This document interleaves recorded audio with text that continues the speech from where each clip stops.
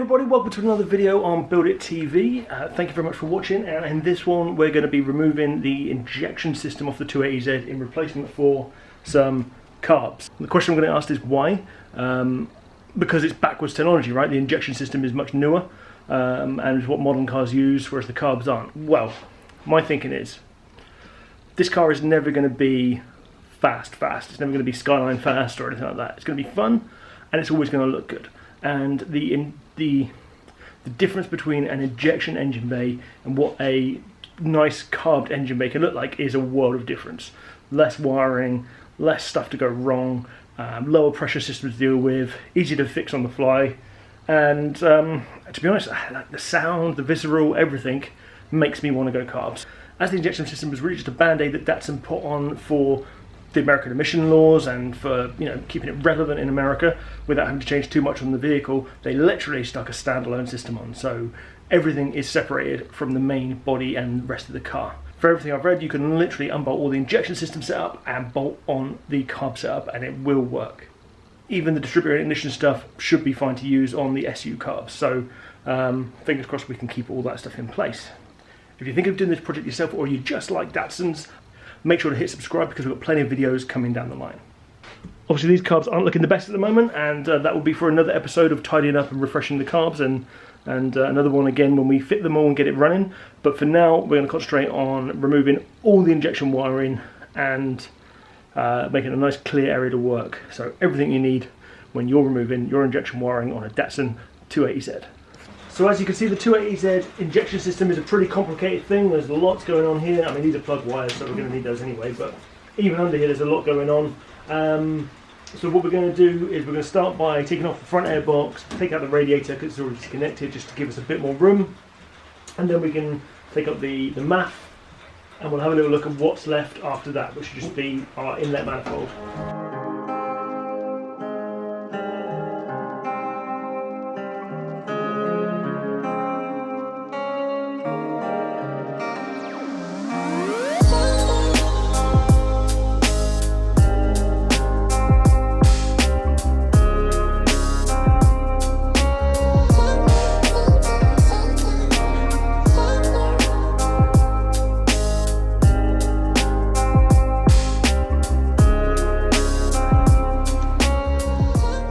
Now we give ourselves a bit more room, we can get rid of some of these plug leads. Just get those out of the way. And the king lead there. You can just way down there for us. Oh, yeah, that's loose, of course. And it looks like on here, I mean, we're missing a couple of injectors and stuff anyway, but I think everything else is fairly tight. So absolutely everything I've read said the wiring loom to the injection system is completely separate to the loom for the car. So I'm going to start by undoing all the loom here and putting that to one side and get that out of the way, and then that should give us room to be able to see everything else that's going on.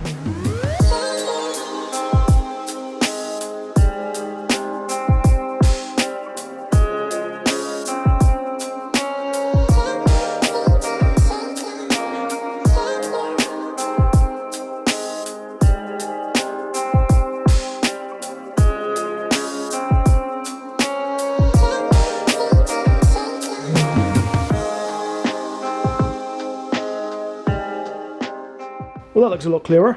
So next thing to do is disconnect it from the car, from the firewall. So we've got the accelerator linkage here. You can see this one. It's quite a complicated system on the Datsuns, where basically this bit pulls that rod, which then pulls a lever, which then moves this, what they call like a shepherd's hook, and that then does the butterfly on the throttle here. Now basically what this is designed to do is to run the carbs and to do two at the same time. What they've done with this injection system is just sort of modified it to fit on the throttle body. So we can disconnect that, I think, from here. If not, it's somewhere back there. And then we're going to disconnect these vacuum lines and this hose here, which is the brake booster hose. So once those are all done, I think that's just everything there. That's everything on the inlet disconnected, other than the fuel rail here. Alright. We've got some clear room going on here, and that shepherd hook thing. Just if you wanted to know how it comes out, there is a tiny little, not enough tinies, one more tiny little split pin in here, and literally if you go to the bottom of it, so I disconnected it from the firewall, flipped it around, sorted it out, and then pulled it out from the top, and then it comes out. Just make sure you don't lose the spring, because you definitely need that. So now that we've got all of this side undone and there's nothing else connected here, we need to look at here. We've got one connection going to the charcoal canister. Well, that is going in the bin, so we don't have to worry about that. We've got another connection going to the fuel filter, so that's fuel supply. We can take that off because that's going to come off and get relocated somewhere to the back. And we've got this one here, which is going fuel return, I would say. Yeah, sounds about right. Maybe fuel return down there. So we can bin that off as well. So let's undo these. Someone's already undone these. Disconnect these two pipes here for the fuel, and then we could start unbolting and getting this whole thing out there. Almost missed it. There's also a small coolant line that runs around the front here and up to the inlet. So we're going to disconnect that down here and just pull that out of the way for the moment. Because there won't be one running to the new one, we can just find a different thread outlet for this.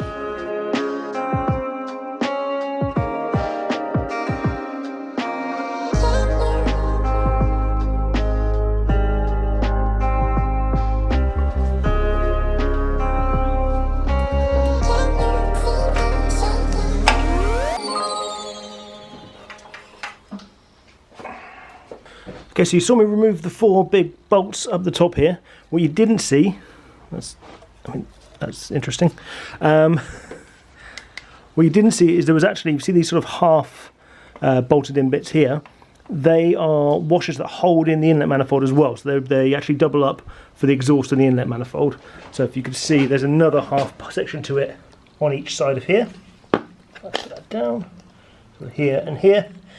And you have to take the heat shield off, so that grubby thing there, and then you can get to those. So there is 1, 2, 3, 4, 5, and one just came off without the stud. 6 of those to undo underneath, and then you can pull the whole thing off. Now I was a little bit worried because everything I'd read had said that the carbs should bolt straight up, and when I saw only 4 holes in the top, I thought, oh no, that's a bit of a worry because they've got 6 holes in them. But it looks like everything is double drilled. So these threads here, which have never had anything in them, will be the ones we'll be using for the carburettor. So it literally is a straight swap. Ideal. The injection wire on them is all out the way, and as you can see, and it seems to tuck down to this grommet right back here. If you can see that, it's a bit dark down there. And what I think happens is it goes down to this quarter panel here, the inner kick quarter, and goes to a sort of basic ECU. If we have a look on the inside, oh, it still smells a bit rough in here.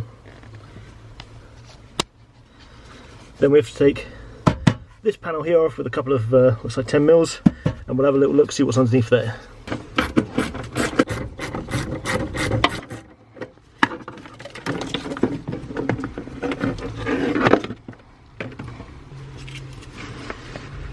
Wouldn't be this car without some nuts in there. Okay, so it looks like we've got some 10 mils down here and one at the back there. We can probably pop this whole thing right out of its casing.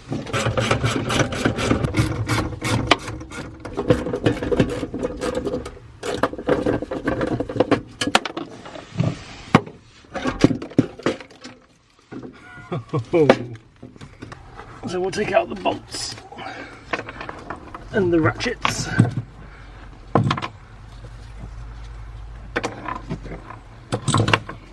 And all the rest of this crap fell out from behind.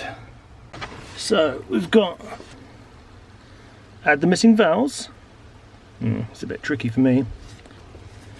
And maximum,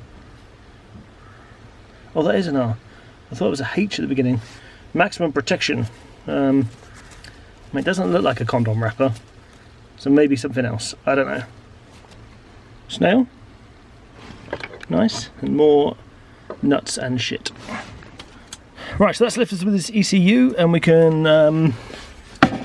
unplug the pin out here and then see what wiring we need to remove. So we've got the main plug that came out of the ECU, and that seems to split. The majority of it goes towards the bulkhead, which is the grommet at the back there, and the rest of it goes up into the dash. And it feels like, I can't see, but you guys might be able to. Feels like there's a couple of connectors up there. There we go. That it hooks up to. So we can just disconnect all of that, and that should just pull out the way. So using the old front-facing camera trick, and you can see there's like a blue writing on a relay box there. So 2 of the wires go to that, and it looks like it's just held on with a crosshead, as far as I can see. So I'll get one in there, whip that out, and I'll show you what it is. Okay, so we've got this relay box out, and that's all attached to this wiring here.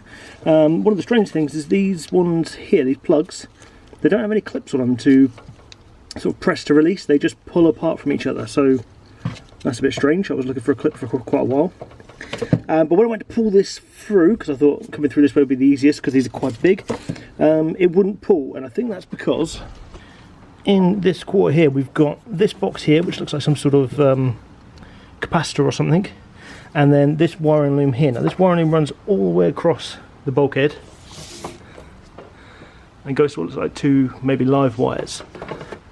I think those are to do with just powering up the injection loom, but I'll check on that and I'll let you know in a mo. But for the minute I'm just going to undo this, what looks like capacitors, unroute that wiring and pull the whole lot through.